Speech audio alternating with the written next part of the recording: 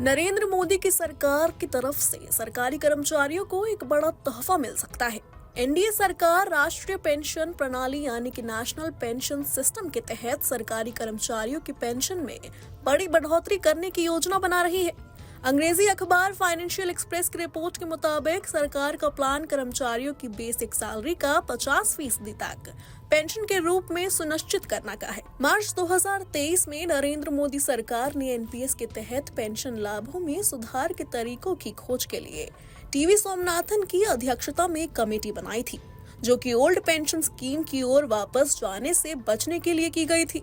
सरकार ने ये फैसला ऐसे समय में लिया जब कई राज्यों ने एनपीएस को छोड़कर वापस ओपीएस की तरफ जाना शुरू कर दिया है। फाइनेंशियल एक्सप्रेस की रिपोर्ट के अनुसार कमेटी ने मई महीने में सरकार को अपनी रिपोर्ट दे दी थी।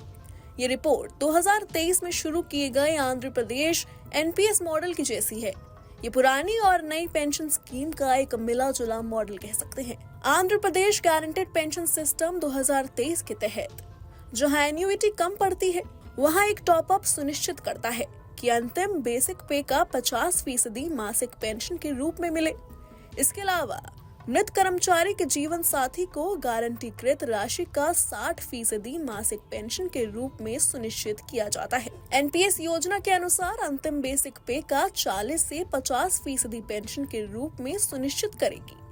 गारंटी शुदा पेंशन राशि को पूरा करने के लिए आवश्यक पेंशन कोष में किसी भी कमी को केंद्र सरकार के बजट से कवर किया जाएगा। अगर इसे लागू किया जाता है तो इससे लगभग 87 लाख केंद्रीय और राज्य सरकार के कर्मचारियों को लाभ हो सकता है, जिन्हें साल 2004 से एनपीएस में नामांकित किया गया है।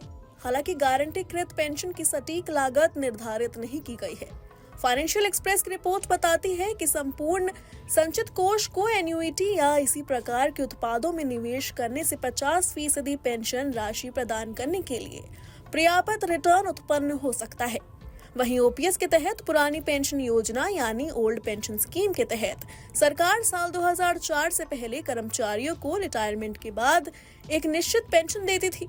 ये पेंशन कर्मचारियों के रिटायरमेंट के समय उनके वेतन पर आधारित होती थी।